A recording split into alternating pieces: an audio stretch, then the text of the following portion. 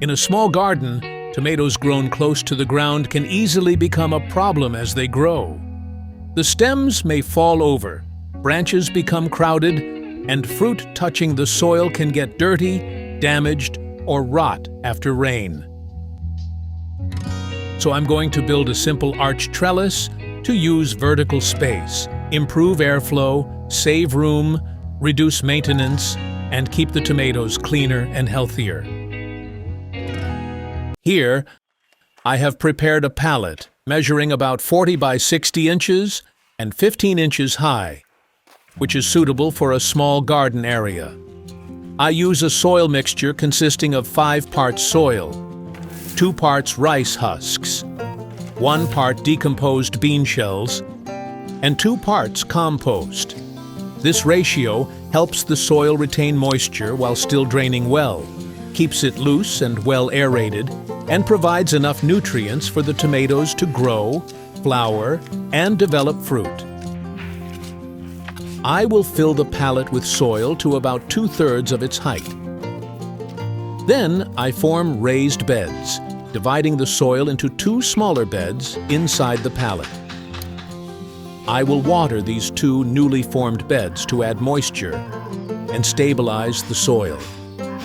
This helps the soil settle and bind together, reducing the risk of erosion or soil being washed away during rain or the next watering.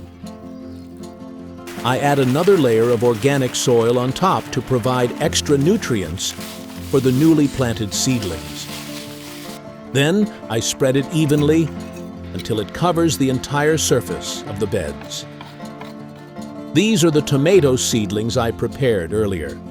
They are about 5 inches tall, and their stems and roots have developed well enough to be transplanted into the soil. I will plant 4 seedlings in each small bed. I dig a hole about 2 inches deep, just deep enough to bury the root ball. Then gently pull the soil around it to avoid damaging the young plant. The spacing between plants should be about 15 to 18 inches, giving them enough room to grow. Finally, I cover the surface with a layer of dry straw. This helps retain moisture, reduce weeds, prevent soil from splashing onto the leaves during watering or rain, and keep the soil temperature more stable. As the straw gradually decomposes, it also adds organic matter to the soil. 1 week later, the tomato plants have grown to more than 15 inches tall. I will remove some of the weeds growing around the base of the plants. The stems and leaves have also developed well and become much greener. After 15 days, can you see how different they look?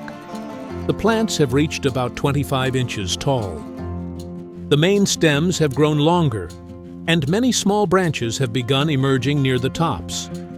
A large number of fine hairs have appeared on the tomato stems to help protect the plants. At this stage, the plants are beginning to lean to one side, so I will use wooden stakes to support them.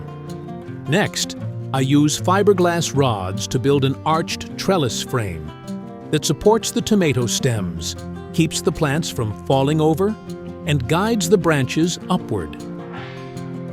This material is lightweight, flexible, durable, and does not rust like metal. As you can see, I can easily bend the rods without breaking them or using much force. After that, I use steel wire to secure them to the wooden stakes, creating a strong arched trellis system. Once the curved rods are in place, I continue with the straight rods. I secure them in the opposite direction so the trellis will not collapse or tip over. Here, I use fiberglass rods with a diameter of 3 millimeters, a length of 100 inches for the arches, and 45 inches for the horizontal rods. You can buy fiberglass rods at agricultural supply stores, greenhouse equipment shops, or online by searching for fiberglass garden rods or fiberglass rods for garden arches. Take a look at the finished arched frame I have just built. Now I will remove the entire layer of straw covering the tomato bed. Then I add another layer of compost to the surface, about 2 to 3 inches thick. Adding more soil around the tomato stems encourages the buried sections to develop additional roots, helping the plants anchor more firmly and absorb water and nutrients more effectively. You should only bury the lower part of the stem and avoid covering the leaves. After that, I will water the plants again. Water tomatoes deeply at the base, preferably in the morning. Water when the top 1 to 2 inches of soil are dry. Avoid wetting the leaves, and do not let the soil become waterlogged. After 30 days, my tomato plants have really grown, haven't they? They can now reach about 50 inches tall, with larger leaves, stronger stems, and many side shoots growing from the main stems. The roots have also become well established. The plants are climbing the trellis successfully, and they have begun to flower.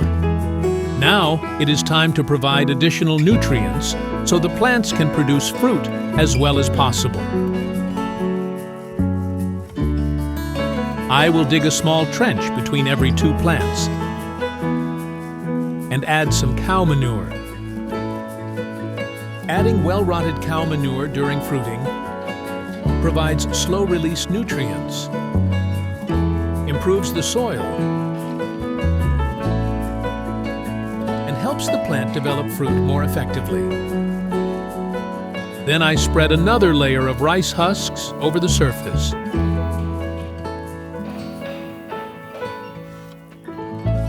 This is the ingredient I use to encourage flowering and fruit set: rice washing water. Here, I use about 100 grams of rice and 500 milliliters of water.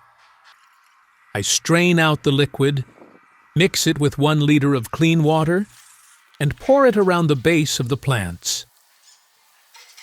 Rice washing water contains B vitamins and trace minerals that plants need.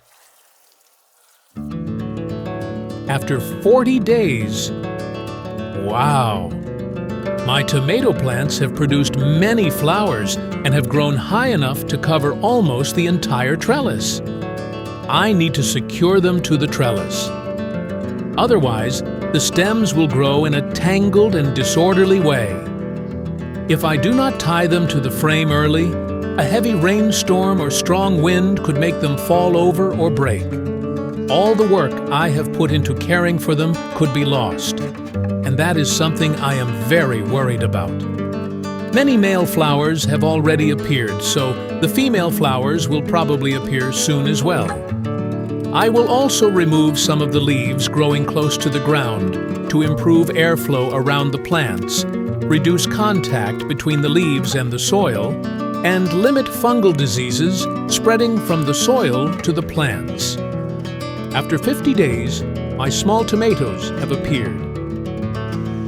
Can you see them? The plants have produced a lot of fruit. The young tomatoes are initially small, round, and light green. They look so adorable. The factors that affect tomato fruit set include light, temperature, watering, nutrition, and pollination. Look at this cluster. It has so many fruits. Do you think I should thin some of them out? Pests are always a threat to tomato plants at this stage, so I will use diluted soapy water and spray it lightly over the leaves. It helps break down the protective waxy coating of soft-bodied pests, such as aphids, whiteflies, and spider mites, causing them to lose moisture. After 2 months, my tomatoes are now ripe. The fruits are round, firm, and plump. The tomato plants have covered the entire arch with many healthy green branches and leaves. Thick clusters of fruit hang from the vines with smooth, glossy skins that gradually change from green to yellow-orange and finally, bright red. When ripe, the fruits are firm, juicy, evenly colored, and can be harvested by the cluster. I will probably harvest the tomatoes in several rounds, because there are still both green and ripe fruits on the plants. You may be wondering where all the leaves have gone, right? I pruned them before filming this scene for you.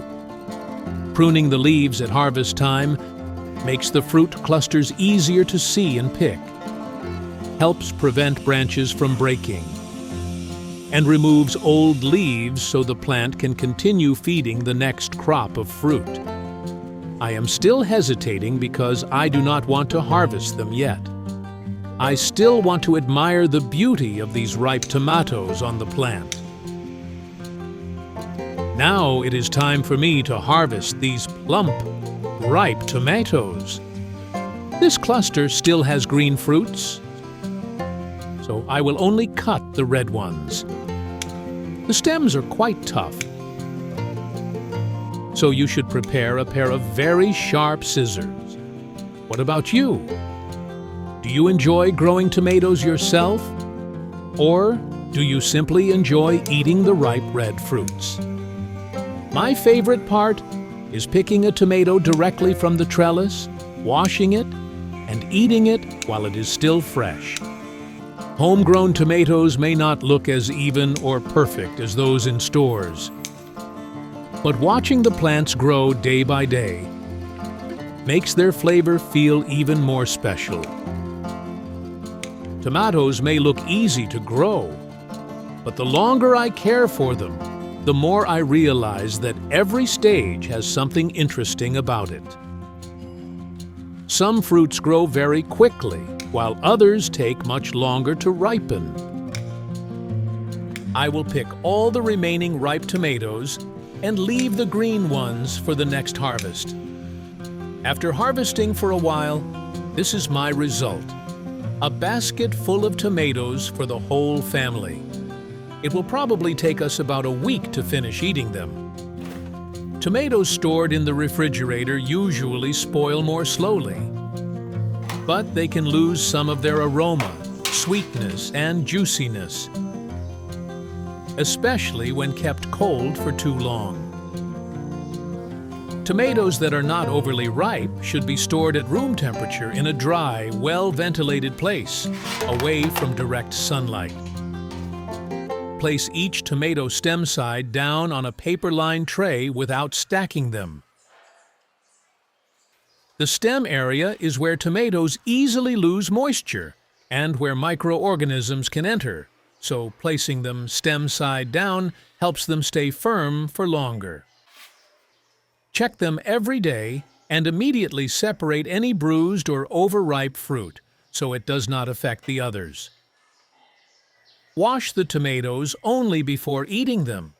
Do not wash them before storage, because excess moisture can make them spoil faster.